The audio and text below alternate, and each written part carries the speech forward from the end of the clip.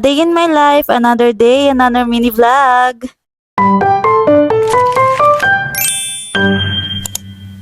Nag-aasikaso na nga ako ng mga oras na yan dahil may pupuntahan akong birthday party. Naimbitahan nga ako ng aking friend dahil mag-birthday ang kanyang baby. At syempre pinagandaan ko yan dahil minsan lang talaga ako maka-attend ng birthday party dahil nga busy ako ngayon dahil nga may trabaho ako. By the way, dito ko pala nilalagay ng aking jewelry at sobrang space saver siya. Maliit lang tong jewelry box na to pero ang dami mo nang malalagay dyan. And then, i-share ko lang pala sa inyo yung ginagamit kong cushion na it saved my life. Grabe. Biruin mo, pag ginamit mo to, hindi mo na kailangan maglagay ng concealer at liquid foundation. Sobrang ganda ng coverage nito at kaya niyang takpan yung mga sumpa niyo sa mukha. At sa halagang 259, waterproof at transfer-proof na siya mga B. Since aalis nga ako, nag-iisip nga ako ng dadalhin ko. Hindi naman natin may iwasan ng pagpawisan sa labas kaya kailangan natin mag-retouch. At alam nyo ba, lahat ng nakikita nyo dyan sa video na yan na organizer ay nabili ko lang yan sa TikTok. Kaya kung gusto nyo lahat ng product na nakikita nyo sa video na to ay huwag kayong mag-alala, ilalagay ko yung link sa comment section. Dahil sobrang sarap talaga sa mata pag naka-organize lahat ng mga gamit mo. So ito na nga yung dadalhin ko, mga pang-retouch lang at mahalaga yung cologne. Ito nga ang gagamitin kong bag na sobrang cute. Since birthday party naman ng bata, yung pupuntahan ko, tamang-tama lang tong gagamitin ko. Nagpabango na nga ako dyan at ang ginagamit ko ngang perfume ay sa bench. Dahil nang naghahanap nga ako ng pabango at nang naamoy ko nga yung sample nito ay grabe, napabili talaga kagad ako. Feeling ko pag pinapabango ko to ay special ako. Charis. Long lasting din kasi yung pabango na to kaya gustong gusto ko din. Hindi rin mawawala tong tissue. Lagi talaga ako nagdadala niyan sa tuwing umaalis ako. Pag nasa labas ako, hindi ko talaga maiwasan na hawakan yung mukha ko lalo na yung mata ko. Kaya lagi talaga ako nagdadala ng tissue para hindi naman kumakapit yung dumi sa mukha ko. Ito nga yung susuotin ko ngayon. Nakadress lang ako na itim since kakatapos lang ng Chinese New Year. Nagsuot lang din ako ng coat dahil meron talagang place na malamig talaga. At yung place na binabangkit ko sa inyo, syempre yun yung mga mall o kaya restaurant. At pinagtripan ko nga tong pusa kong bag, pinanggigilan ko pa nga. Syempre, outfit check muna tayo para naman maging maganda tayo sa paningin ng mga taong nakikita natin. Umalis na nga kaagad ako niyan at nagbook lang ako ng joyride niya. Lagi talaga ako nagbubook ng joyride or move it para mabilis talaga yung biyahe ko. Andito na nga ako sa Ayala Mall dahil bibili pa nga ako ng regalo. Diba ganyan tayo mga Pinoy kung kailan araw ng birthday tsaka tayo bibili ng regalo? Bata pa nga yung mag-birthday kaya nahihirapan ako mag-isip kung anong ireregalo ko. At ang unang pumasok nga sa isip ko ay pupunta ako sa Miniso dahil marami kang pagpipilian dito. Kompleto na rin dito, may pang matanda at pang bata din. Nagtingin-tingin nga ako dyan at nakita ko tong mga stuffed toys. At nakita ko pa nga tong stuffed toys na to. Nakalimutan ko yung pangalan pero sobrang nakukitan ako dyan. Naglibot-libot pa nga ako para naman mas makapili pa ako ng mas magandang irigalo. At sa pag-iikot ko nga meron akong nakitang salamin kaya napa-outfit check na naman ako dito. Sa tinagal-tagal na nga ng paglilibot ko dito sa Miniso ay talagang late na ako sa birthday party. Stuffed toys na nga lang yung bala kong bilhin para naman nalalaro niya at nahag niya. Pero syempre yung stuffed toys na bibilihin ko yung malaki para naman sulit. Ito nga yung nakita ko stuffed toys na sobrang laki at ang ganda nga nito. Masarap nga tong yakapin kahit ako magugustuhan ko to. At naglibot-libot ako at nakita ko nga tong baonan kaya binili ko na rin kasi nga magagamit niya talaga to. Agad-agad ko na nga kinuha lahat ng pinamili ko at pumunta na nga sa counter para makapagbayad. Dahil sobrang late na talaga ako sa mga oras na yan. 2 PM yung birthday at 3 PM na nga niya. Pagkatapos ko nga dito sa Miniso Ayala ay dali-dali na ako umalis dahil nga ang venue ay sa MetLife. Magkalapit lang naman tong lugar na to kaya wala pang 15 minutes ay nakarating na ako sa venue. Dito nga ginanap ang birthday party sa Kenny Rogers sa MetLife. Akala ko nga wala na akong madadatnan yan kasi 4 PM na nga sa mga oras na to. Tapos na nga sila magkainan at nasa harap nga sila dahil binabati nila yung birthday girl. Pumunta na nga rin ako sa harap para makita ko yung birthday girl kaso nga lang nahihiya siya sa akin. Madalang ko lang kasi siya makita kaya talagang nahihiya siya. Kaya kinantahan ko na lang siya dyan ng happy birthday. Sana makita mo tong video na to paglaki mo. At dahil nahuli na nga ako sa pagpunta ko dyan ay pinakain na ako kaagad-agad. Kaya kung mapapanood to ng friend ko ngayon, sobrang sorry talaga kasi nalate ako kaya alam mo na yung dahilan. Charis. Kumain na nga ako kaagad at nasarapan talaga ako sa inanda sa akin. Iba talaga yung manok sa Kenny Roger. Ang laki tapos ang fresh pa. Kain na kain nga ako dyan dahil minsan lang talaga ako makakain sa Kenny Roger. Maya-maya nga lang din natapos na yung birthday party kaya inaya kami ng friend ko dito sa taas. May pupuntahan nga kaming place at doon daw kami magsasaya. Kami daw matatanda. Tapos na nga magsaya mga bata kaya kami naman daw matatanda magsasaya. At dito kami nagpunta sa place na to at talagang na-amaze ako. First time ko makakapunta dito. Pumasok na kami sa loob niyan at merong sumama sa amin para i-assist kami sa room. At itong venue na to ay pwede to sa lahat. At na-amaze talaga ako sa pinasukan naming room kasi sobrang laki. Kasya nga dito hanggang 25 to 50 packs. Kaya kung naghahanap kayo ng private na place kung saan kayo mag-celebrate ng birthday or kasal, pwede dito. Reunion at kahit ano pa. Sa sobrang laki ng room na to ay kaya niyang i-accommodate lahat. May kanya-kanya ding table at upuan. At ang maganda sa package na to, pag kinuha nyo ay hindi ka maboring dito dahil nga may kantahan din sa loob. At ito nga yung friend ko na sobrang bait. Siya din yung may-ari ng Yawang Restaurant na lagi kong kinakainan. Nag-usap-usap nga lang kami dyan at natutuwa talaga ako sa tao na to kasi sobrang humble niya. Lagi ko nga sinasabi sa kanya pag yumaman ako talagang magpa-franchise ako ng restaurant niya. Kaya talagang nagsisipag ako ngayon dahil gusto ko talagang magawa lahat-lahat ng gusto kong gawin sa buhay. Ang dami nga namin pinag-usapan yan at sobrang saya ko dahil marami rin ako nakilala. At ito nga yung mga college friend niya na ngayon ko lang din nakilala na sobrang babait din. Nagsimula na nga kumantang iba dyan at kumain at nag-inom din kami. Pwede nyo kung i-PM kung gusto nyo nga to ng place na to. Comment kayo sa part 2 kung gusto nyo pang malaman ko anong pinagagawa namin.